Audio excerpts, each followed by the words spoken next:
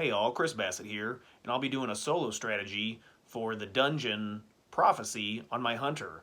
I'll be doing a breakdown of the game mechanics and a walkthrough of the dungeon. Let's get into it. Let's start off with the subclass setup, armor build, and weapon recommendations. So the most critical point to soloing the dungeon is to have high enough light level. This season, the regular cap is like 1570, so I'm 15 over the cap. If you can't gain access to high-level activities, work on leveling up your artifact. You'll gain bonus light levels just by leveling that up. You can put a experience mod on your ghost for increased experience gains. I'd recommend at least being 10 power over the soft cap for the season. So let's talk about the subclass setup. The key to soloing difficult content on your Hunter is to abuse invisibility, and the Void Nightstalker has the most ways to do that. I recommend the Mobius Quiver for a high damage super that also weakens enemies so you can do additional damage. And then we're going to be using the Gambler's Dodge. Dodging near enemies recharges your melee ability. We're going to create an infinite loop of invisibility, where you dodge to go invisible, and then dodging while near enemies, it recharges your melee ability, and your melee ability also makes you invisible. I like to use the Vortex Grenade, which pulls enemies inward, as well as the Echo of Undermining to weaken the targets. Echo of Remnants gives your grenades increased duration. Feel free to swap that out with Echo of Persistence if you need more invisibility time. Both of the aspects are going to give you invisibility. You're going to want Vanishing Step and also Trapper's Ambush.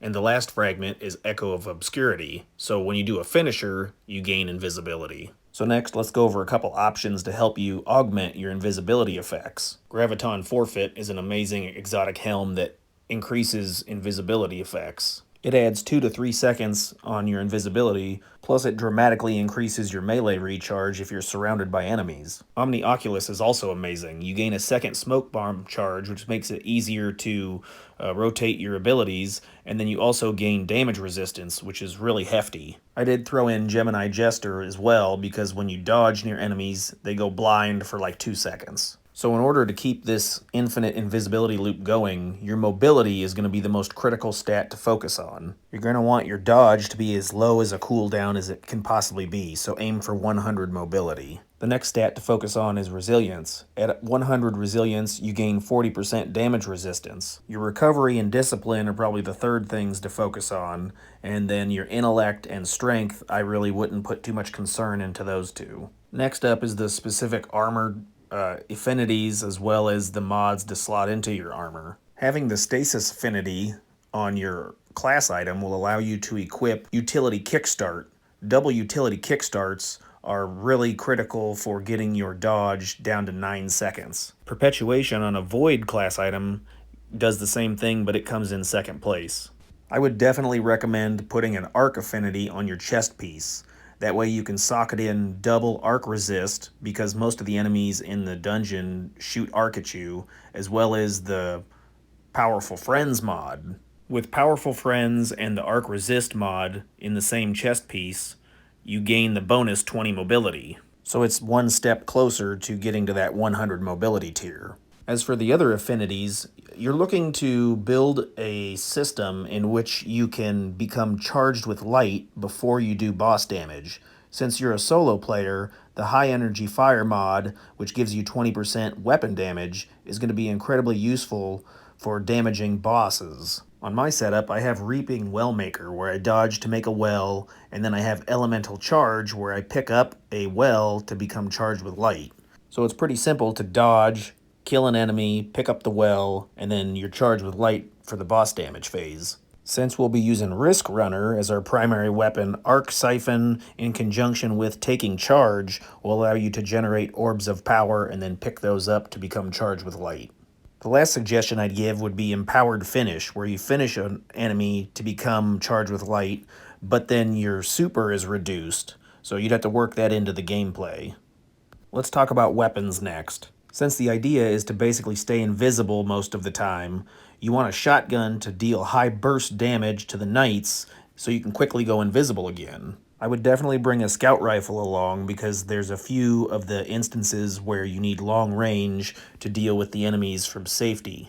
The exotic of this dungeon I would recommend would be Risk Runner. Risk Runner is going to serve two purposes. One, it's an ad clearing machine for all the thrall, as well as when you are damaged by arc, Risk Runner creates a shield to resist incoming arc damage. It's also free to play friendly, as everyone can obtain Risk Runner. The only downside is the limited range, which if you do masterwork the submachine gun, the masterwork definitely helps improve that. Next up is the heavy weapons. Linear fusion rifles are in a good place right now. The gunsmith has been selling the Typon for a while, and you can get some really ridiculous rolls. I have triple tap and focused fury on mine. All but one of the encounters, you're going to want a long-distance weapon. When you fight the phalanx boss, a sword is going to be necessary. Getting up close and personal is going to be the easiest way to handle him. Falling Guillotine used to be a world drop. I think Zur sells it occasionally in his loot pool.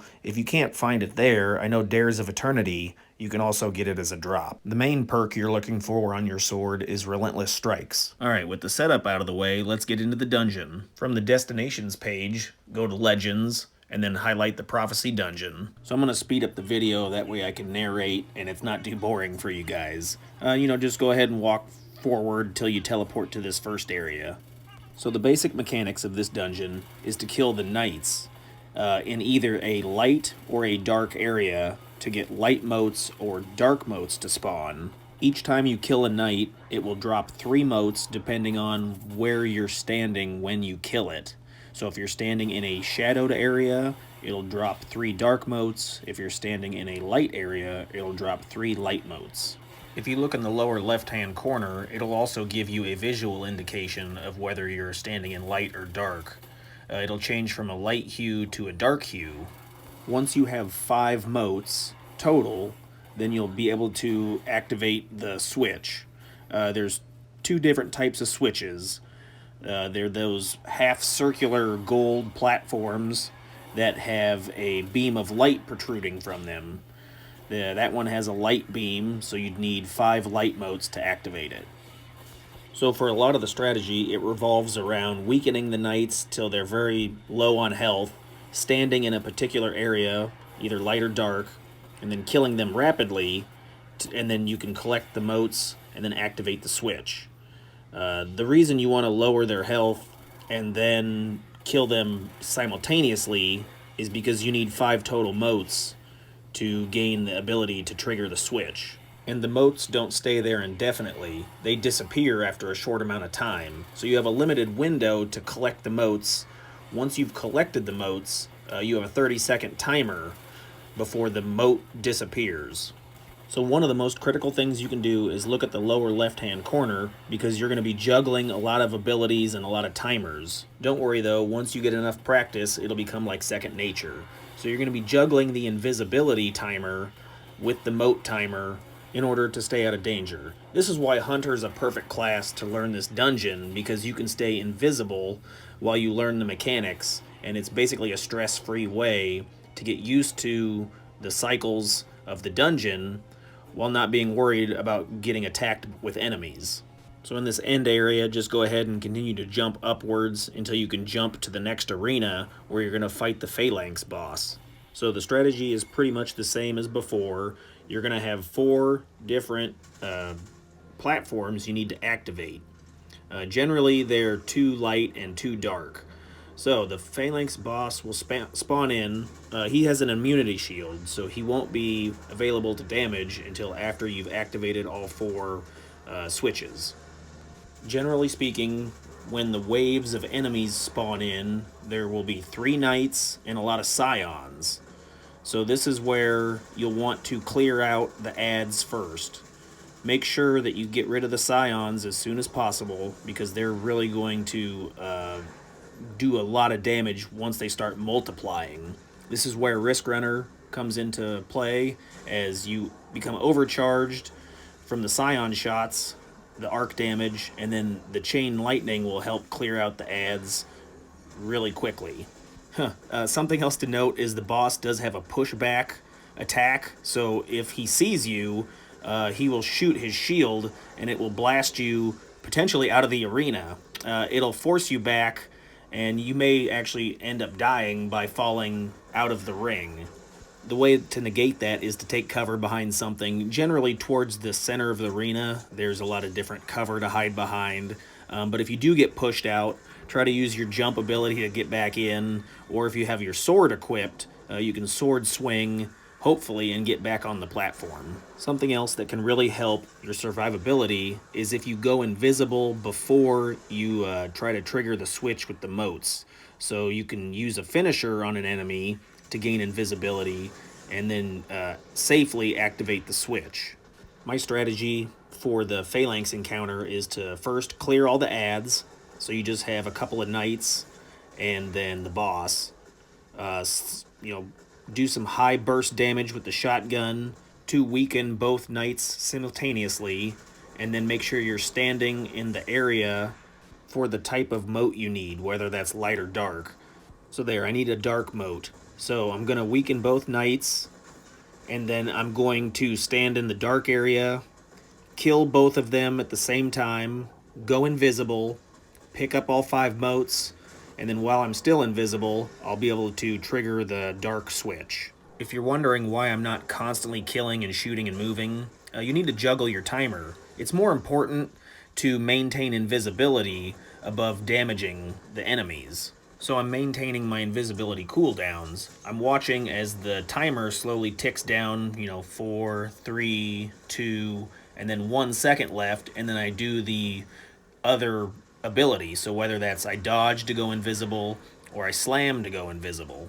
So as long as your mobility is high enough, you have the right aspect or exotic equipped, and then you're making sure to dodge near enemies, you should always have an invisibility tool ready to go. So yeah, carrying the motes while invisible and jumping around is very important to staying alive, especially if there's a lot of ads, scions, shooting you while you're jumping around in the air. That's going to be the quickest way for you to get killed. So again, timing my invisibility cooldowns, going to get rid of the ads, focus the knights to very small health, stand in the appropriate light or dark area, kill the knights simultaneously, become invisible, and then pick up the motes. If there's ever a time when there's only 1 knight spawned in, just go ahead and kill him off. That way you can get 3 knights to spawn back in, so you can do the double knight strategy. I'm going to skip ahead to the damage phase. So I'm going to kill this last knight, pick up the motes I need, go invisible, then pick up the motes I need. I'm going to activate the last switch, and then it'll be time for the damage phase. Your super should be ready, so jump up, tether the boss, and then go ahead and pull out your sword and start taking swings at him. I'd recommend you save your grenade for after the tether effect wears off. That way you can extend the duration of the weaken effect. I just use the regular strikes and just keep plowing away at him. Don't forget, if you do get hurt or you need to take a break so you don't die, obviously, jump away, become invisible, and then continue the attack. If you do see an immunity shield go on the boss, occasionally hobgoblins in the arena will shoot that beam from their eye and make him temporarily invulnerable. So you have to kill them to begin the damage again. You'll know that the damage phase is over when that enveloping shield surrounds the entire boss. Then it's time to retreat and start the second or potentially third damage phases.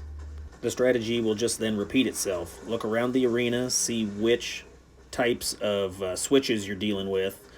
Sometimes it may be 3 dark, 1 light, 2 dark, 2 light.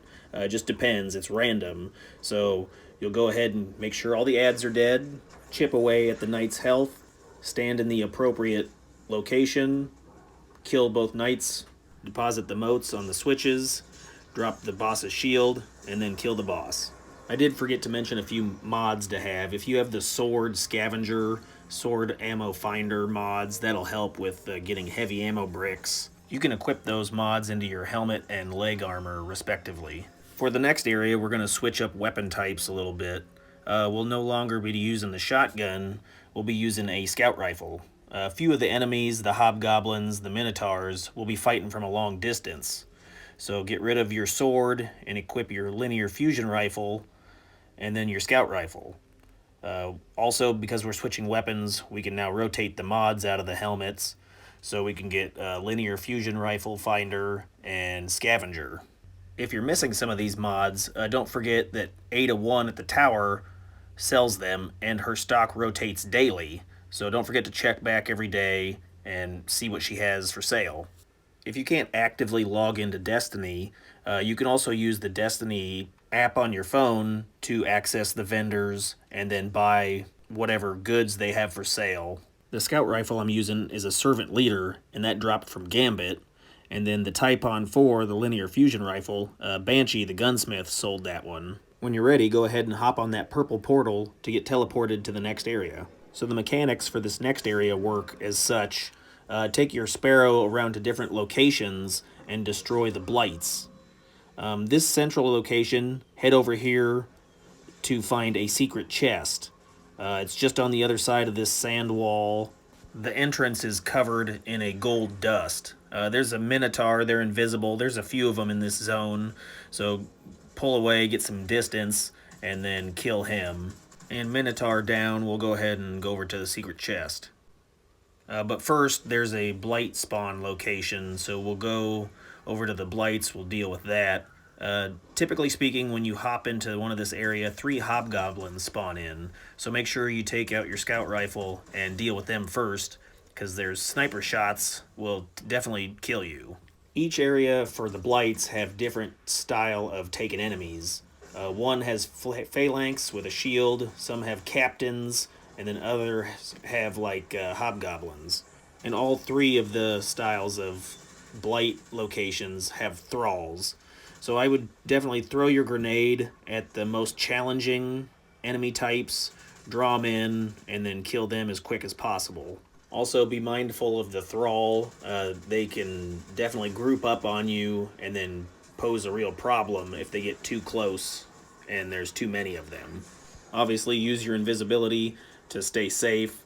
Once the heavier unit is down, whether that's the captain, the phalanx, or the hobgoblins, then go ahead and proceed into the blights and jump on top of the black ball and then shoot at your feet.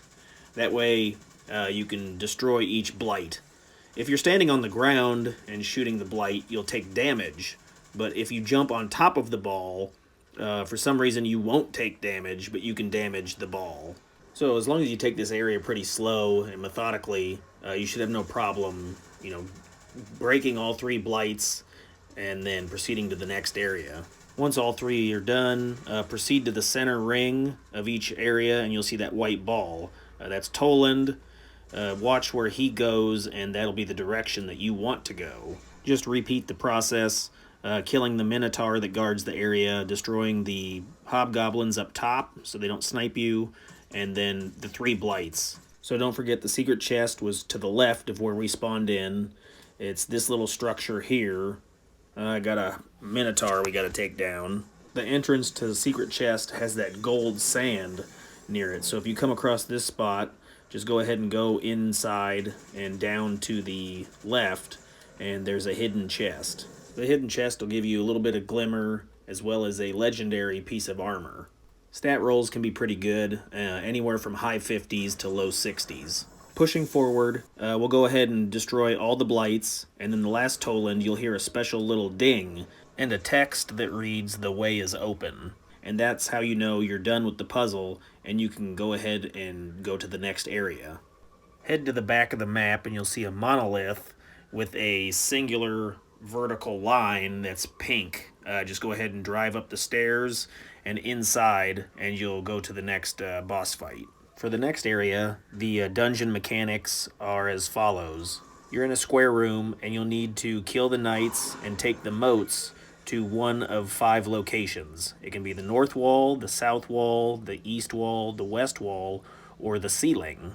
That little white ball that you've been chasing the blights around, Tolan, will be in one of 5 locations. So you'll need to identify where he's at and then what color pillar he is above.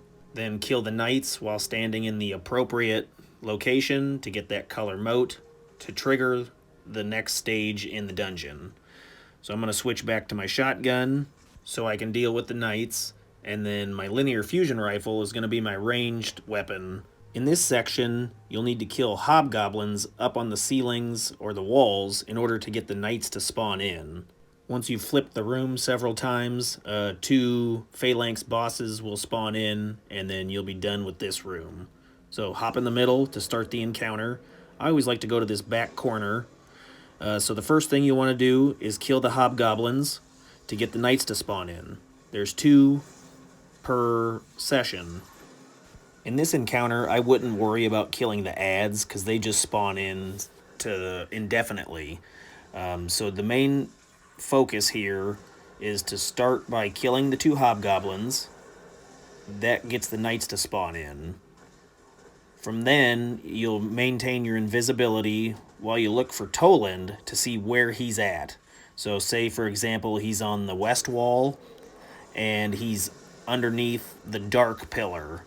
So we'll want the knights to drop dark motes. So we'll use the shotgun to damage the knights until they're both at low health. Stand in a dark location. Kill them both simultaneously to drop dark motes. Become invisible. Take it to the pillar. Activate it, and then it'll trigger the next sequence. If Toland is on the ceiling, then any combination will work. You just need to flip the room around. So kill the knights and activate any trigger that you want. But okay, so there he is, he's right there, and he's dark. So what we're looking to do is to maintain invisibility, slowly chunk the knights down, and then kill them while standing in the dark. So I got both of them in the dark.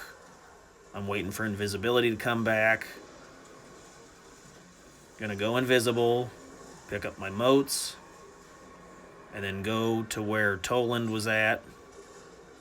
He was over here. Activate the panel, go invisible, and then stand in the middle of the room, and that'll teleport you to the next area. So that's the basic strategy for this encounter. Should you make a mistake, this room is very simple to reset. Say you shoot a knight out of position, or the motes fall into a hole, or you don't do the right symbol. Just kill both knights, then you have to kill the hobgoblins again, get new knights to spawn in, locate Toland, kill the knights, deposit the motes, and then flip the room. Like I said, this usually takes 4 to 6 tries before you get the bosses to spawn in, and each room's geography is just a little bit different. So keep an eye on the floor, because sometimes there's holes in the floor, sometimes there's elevated platforms. The light and the dark areas change depending on where you need to stand. So as long as you're maintaining your invisibility cooldowns, and you just stay invisible the entire time, you have plenty of learning opportunity to see where Toland is, where the enemies move, how they react, and so on and so forth. Something else that is helpful is, since the enemies continuously respawn in, as long as you do your jump melee slam into the ground, that does enough damage to kill them. So you get plenty of special ammo bricks to drop, and you don't even really need to shoot them. This is one of the areas of the dungeon where you don't even worry about any other enemies besides the hobgoblins and knights. So I saw Toland was above a white pillar. I killed the knights in the light. Go over, trigger the light pillar, go invisible, and then stand in the center, and that'll go to the next area. So I'm going to go ahead and jump to the end with the boss fight. Generally, the strategy is to dump a super, kill them pretty quick. They're actually not that difficult. You can shotgun them or linear fusion rifle them in the head pretty easily. And if you get into trouble, you can go invisible, and then those tracking shots will ignore you. So one thing I didn't mention was, in this room, it's especially critical to just keep an eye on your cooldowns and just wait, just be patient. If you're trying to shoot too quickly or go too quickly, you got to rotate your cooldowns. So balance between, your dodge invisibility and your melee invisibility. And as long as you're patient and you're slow and methodical, it's actually quite a bit easier than if you try to rush. So went ahead and killed both the phalanx, chest spawned in, Got an armor piece. No, a shotgun. Okay, or pulse rifle. I don't know. Whatever. So there's the next area. Just hop up and continue along until you're able to spawn in your sparrow, and then you'll go back across the desert and on to the next encounter. So I'm going to fast forward through a lot of this, and then the next area is a jumping puzzle. Just follow the Kel Echo as he teleports across the map, and he'll lead you to the next area. We're going to switch weapons off the shotgun and back to your scout rifle. Since some of the enemies in this area are long distance, vandals and such, you'll want to pick them off from a distance. I actually flubbed my flawless run in this area because I was going too fast on the Sparrow and I flew off the map. So any of these three paths will take you down to the bottom. What you're looking to do is basically drive your Sparrow all the way down through all the pyramids, and then the jumping puzzle at the end is the finish line. So I'm going to cut the video. This is the last area before the end. You can look over here to the left and see that's where you need to go on your Sparrow to get to the secret chest. There's a vandal there, but that pyramid contains the secret chest. So that area right there with all the squares, that's the end area before you teleport to the next room. So if you want the secret chest, you got to follow that path and then go inside that pyramid. So hop on your Sparrow and carefully drive all the way down. Okay, I'm approaching the pyramid. The secret chest is in the corner to the right-hand side. So just jump off and head down in between these two bricks. Follow the path, jump across the gap, and on the other side of the stairs, there's a chest up on the right-hand side. Collect your loot and then return back the direction you came. Just go ahead and go out the front of the pyramid and down onto the platform. Once you come out of the front of the pyramid, just run off the edge, jump down, just kind of walk around in the area. It should take a moment or two, and then it'll vacuum you up into the next area. In this next area, there is a bunch of thrall. So I'd go ahead and do your final weapon change. That way you can collect special ammo off them. So for the boss fight, boss encounter, we're going to want a shotgun, the Risk Runner, and then a linear fusion rifle. So make sure everything's set up. You want your Charged with Light to go, because this is going to be the most important time to activate Charged with Light. You need roughly like 6.6 million damage points to kill the boss. So come up the stairs and go ahead and destroy the thrall, collect your ammo, and then move on to the final area. So let's talk about strategy for the final boss encounter. You're going to spawn into a room. The rooms, depending on the boss phase, change, the geography changes, but the game mechanics are all the same. So you're going to have 3 areas, and the Kel Echo copy will be standing in each of the 3 areas. In front of him will be a pillar. It'll either be light or dark, and you will have enemies, tons of enemies spawning in, along with 2 knights. So the same mechanics as before, where you will see which... So there's a dark pillar, there's light, and dark. So the idea is to kill the knights while standing in the appropriate area, pick up the motes, dunk the mote, and then an ogre will spawn right next to you. Kill that ogre, do that 3 times, then you can teleport to do a damage phase on the boss. So a lot of strategy I use for this room is to just maintain your invisibility. See which area you want to do first. So I'm standing in the light. I'm going to finisher the knight to get light motes because I'm standing in the light. I'm watching my timers. That knight was ready to die in the light. I went invisible, picked up the light motes, come over here to the pillar, slam it, and then these little boxes on either side are a good place for cover. I try to throw a grenade down and then kill that ogre as fast as possible. Your shotgun also works well, but keep in mind the priority here is to stay alive. You don't need to kill that ogre immediately. you can go invisible and then kill him at your leisure. So the main priority is to stay invisible, because you can always damage the enemies sporadically after you're at full health. So here I'm going to stay invisible, look at the knight, I'm going to chunk his health, finish her to be invisible. I'm in standing in the light to get the light motes to drop, watching my timers, kill the other knight, go invisible, pick up the other motes. Now I'm invisible with the light mote, go over here, slam the pillar, jump behind cover, throw a grenade. Oh, my grenade's not ready, so I'm just going to shotgun him, dodge invisible, going to recover, because it's invisibility is your highest priority here.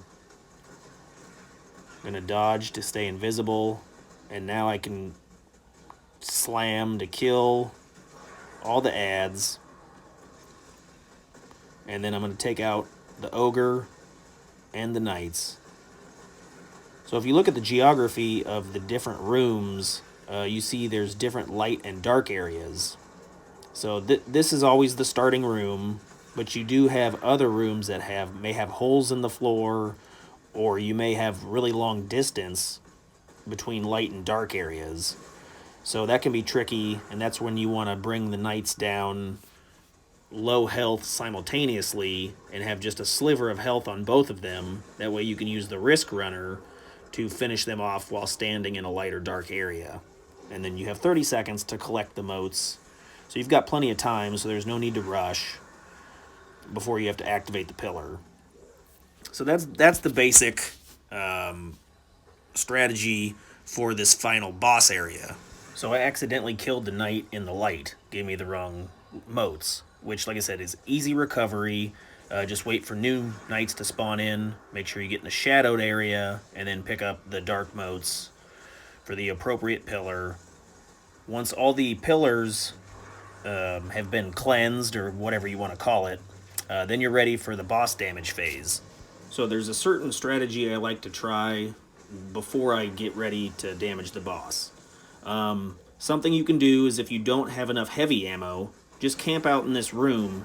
The thrall will spawn infinitely, so you can just continue to camp here and just wait until you get heavy ammo bricks. That way you have full heavy ammo going into the boss fight. The other thing I like to do is to become charged with light. So my current setup, I dodge to go invisible, and then my first kill with my weapon drops a well. I pick up that well, and now I'm charged with light. Whatever you have to do to set up a charged with light build, I would definitely do that thing prior to going into the boss fight. So you're charged with light, your weapons will be doing 20% extra damage. Then once you're ready, go ahead and step on the teleporter, different locations for different rooms. I'd look down at your feet. I've actually had one time when I hit the wall and I died. So spawn in the room. I like to shoot the boss in the head until it says stacks of entropy as it's 6. Dark entropy is basically a countdown. When it gets to 10, you die.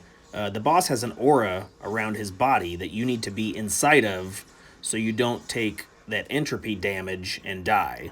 So my strategy involves damaging the boss until about 6 or 7, and then maintaining invisibility. So I'll run by the enemies, and I'll get inside his aura. That way that entropy lowers. Keep dodging near enemies to maintain invisibility.